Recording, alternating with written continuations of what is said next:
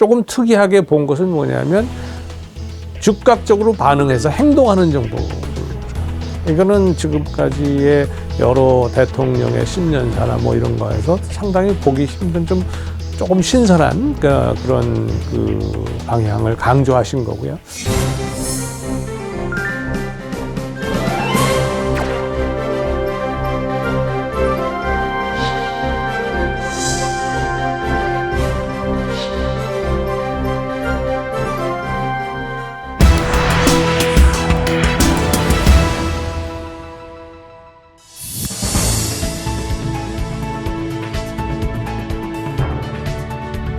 정부는 출범 후 지금까지 연 평균 150억 달러 이상의 방산 수출 성과를 달성하였습니다. 앞으로도 방위 산업을 국가 전략 산업으로 육성하여 수출 대상국과 품목을 다변화하고 2027년까지 대한민국을 방산 수출 4대 강국으로 도약시키겠습니다.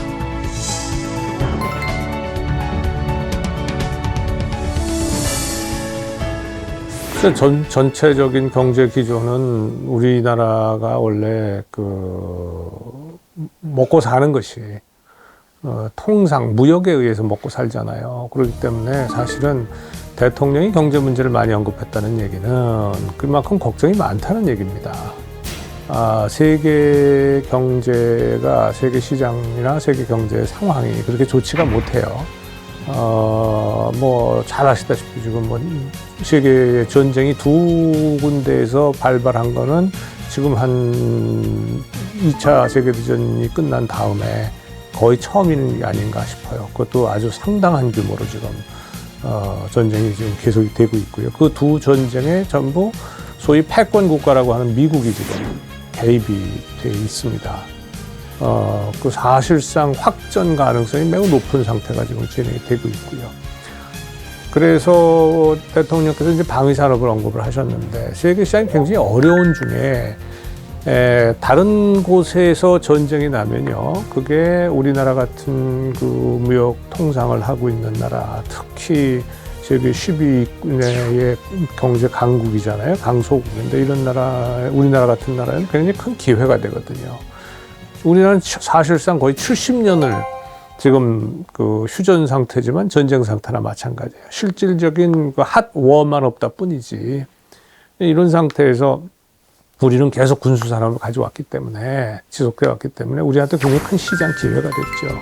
그래서 다른 데가 굉장히 어려운데, 다른 분야가, 산업 분야가 다 어려운데, 전쟁이 나면 산업 분야는 어렵죠. 소비가 줄어들기 때문에, 크게 위축이 되기 때문에, 또 다 아시다시피 원부자재, 원자재에 대한 지금 아주 세계의 경쟁이 굉장히 심해졌고요. 강대국을 중심으로 했지만 소위 얘기해서 자국 우선주의가, 강대국이 하니까 다른 나라들은 안 그러겠어요? 다 따라하죠. 그러니까 모든 나라가 지금 사실상 자유무역 시스템 자체가 지금 사실상 무너진 거나 마찬가지예요. 근데 이런 상황에서 무역으로 먹고 사는 나라니까 경제적으로 어려울 수밖에 없죠. 그중에 활로 하나가 지금 이제 말하자면 방위 산업이다. 우리가 70년 이상 가져왔기 때문에.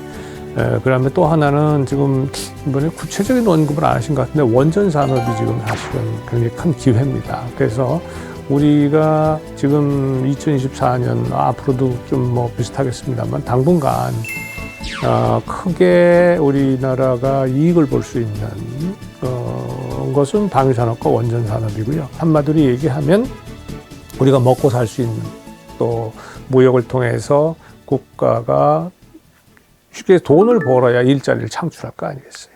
이런 기업들의 투자가 예상되는 분야가 바로 이런 분야들이다. 이래서 이제 그렇게 언급을 하신 거죠.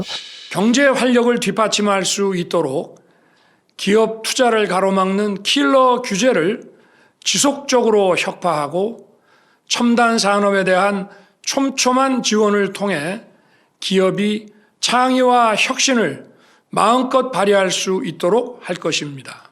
특히 소상공인과 자영업자들의 금융 부담을 낮추기 위해 정부와 금융권이 힘을 모아 지원할 것입니다.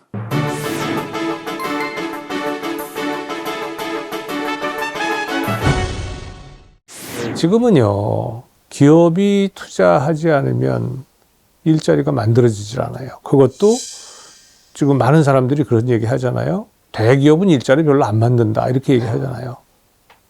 언뜻 보면 맞는 말 같아요. 근데 대기업이 투자를 하면요. 그러면 대기업이 혼자 생산하는 게 아니거든요. 이게 소위 말해서 서플라이 체인이 돼 있다고요. 그러니까 공급망이 전부 쫙 연결이 돼 있어요. 과거에는 그걸 우리가 하도급이라고 그랬잖아요. 국내에서.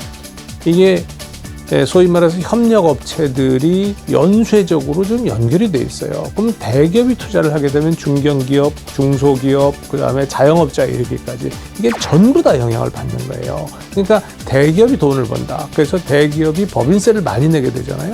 그러면 그 법인세를 많이 내게 된 그 배경에는 이 서플라이 체인에 의해서 중소기업, 중견기업들이 전부 다 연결이 돼서 거기에서 굉장히 많은 일자리가 창출되는 겁니다. 그래서 기업에다가 기업이 활동을 더 활발하게 할 수 있고, 그래서 아까 말씀하신 규제 혁신을 통해 가지고 기업이 자유롭게 활동할 수 있게 하는 이유는 뭐냐? 기업은 돈을 주판을 다 튕기잖아요. 돈 벌 수 없는데 투자하는 멍청한 기업이 있습니까? 그럼 망하죠, 시장에서. 돈을 벌 수 있다고 확신이 들어야 기업이 투자를 하는 겁니다.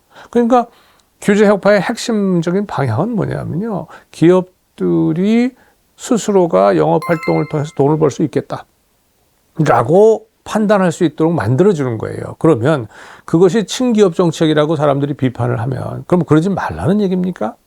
미국의 조세 관련한 연구를 한 게 있어요. 세금을 실제로 누가 내나? 누가 진짜 세금을 내는가라고 하는 것을 조사를 해가지고 실제 해보니까 모든 세금은 87% 정도가 전가가 되더라. 국민들, 다른 사람들은 전부 전가가 돼요. 그러니까 기업에다가 법인세 높이면 기업이 세금을 내는 것 같죠. 기업이 낼까요? 기업이 바보가 아닌 다음에야 자기가 손해보고 그냥 내고서 말 리가 없잖아요. 결국은 어떻게 됩니까? 제품 값을 인상하든지, 제품값 인상 못하면 요새 하잖아요. 슈링크플레이션이라고 그러잖아요. 함량을 줄이는 거예요. 품질을 나쁘게 만들거나 이래가지고 결국은 누가 내요? 밑에가 내요. 그래서 그거를 미국의 어떤 조세학자가 연구를 해보니까 모든 세금은 매기면 평균 87%가 전부 전가가 돼요. 일반 국민들. 이거의 핵심입니다. 그래서 만약에 그러니까 이게 사실이라면 우리나라에서는 그런 연구가 아직 없어요. 제가 알기로는. 근데 이게 사실이라면 세금 100원을 감면을 해주면요. 법인세에서. 그러면 87원은 국민들이 감면 받는 겁니다. 17원만 기업이 감면 받는 거고요. 그러면 누가 이익입니까? 경제 외교, 세일즈 외교는 바로 우리 국민의 일자리를 창출하는 일자리 외교입니다. 취임 후 지금까지 96개국 정상들과 151차례의 회담을 갖고 우리 기업과 국민이 역량을 마음껏 펼칠 수 있도록 운동장을 넓혀왔습니다. 새해에도 일자리 외교에 온 힘을 쏟겠습니다. 튼튼한 안보의 기반 위에 글로벌 경제안보 네트워크를 촘촘히 구축함과 아울러 핵심 산업과 민생에 직결된 광물, 소재, 부품의 공급망 교란에 대한 대응력을 확실하게 갖추겠습니다.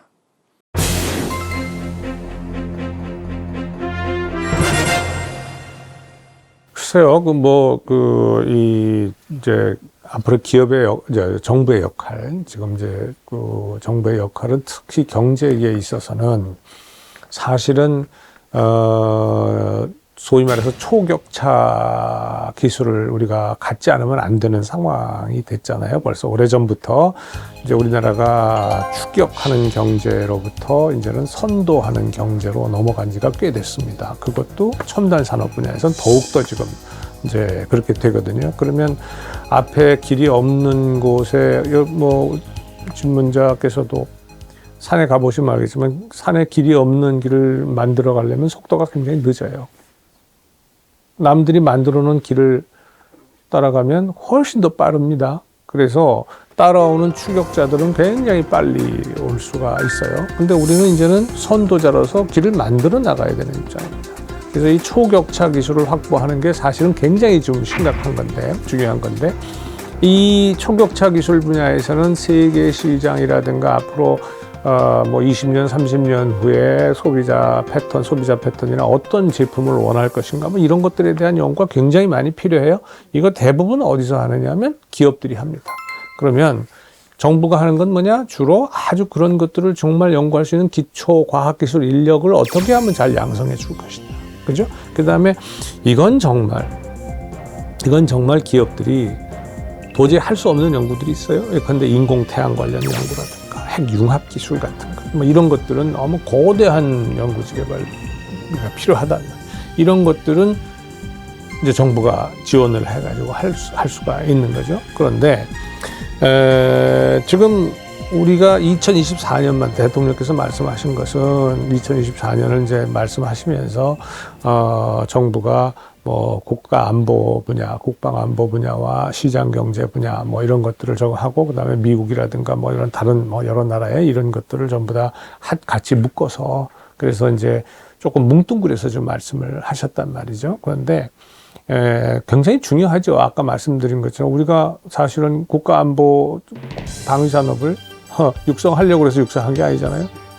우리 지키려고 하다가 보니까 육성을 했기 때문에 지금 와가지고 보니까 이렇게 된 거란 말이에요.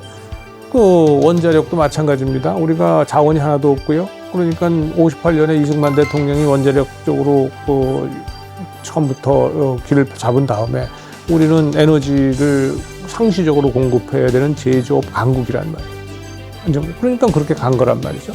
그런 식으로 지금 이 시점에서 우리가 앞으로 미래를 볼 때는, 먼 미래를 볼 때는 결국은 우리가 가지고 있는 그런 기초적인 측면과 세계 시장의 변화 이걸 전부 다 종합적으로 해야 되는데 2024년에 그냥 간단하게 말씀하신 것이기 때문에 그 자체를 무슨 큰 의미를 갖는다라고 나는 보지는 않아요. 다만 분명한 것은 뭐냐면 정부가 과도하게 시장 개입을 해서는 안 된다. 지금 이미 우리나라의 기업들은 아주 초인류 기업. 그래서 그들이 스스로 판단을 해서 세계 시장에서 돈을 벌 수 있고, 그 다음에 우리나라의 여러 가지 강점, 우리 기업들이 가지고 있는 여러 가지 강점, 이런 것들을 잘 활용할 수 있도록 해주면 되는 거죠. 그런데 제가 아까 말씀드린 것처럼 우리 세계가 지금 전부 자국 우선주의잖아요. 미국의 인플레이션 리덕션 액트 같은 거, IRA 같은 것도 마찬가지란 말이에요. 그러니까 이런 것들이 방해를 하고 장애를 초래하기 때문에 정부가 외교적으로 그러한 미국을 비롯해서 여러 나라들, 중국도 마찬가지죠. 이게 정치적인 문제 또는 안보적인 문제가 또는 미중 패권 경쟁이 우리나라에 지금 굉장히 심각한 문제를 야기한단 말이죠. 그래서 이런 것들을 그게 소위 우리가 뭐라 그러냐면 세계 시장에서의 안보적 불확실성, 정치적 불확실성을 줄여주는 역할을 정부가 하겠다. 이런 의미로 받아들여야 되는 거죠. 저는 그렇게 이해를 하고 있습니다.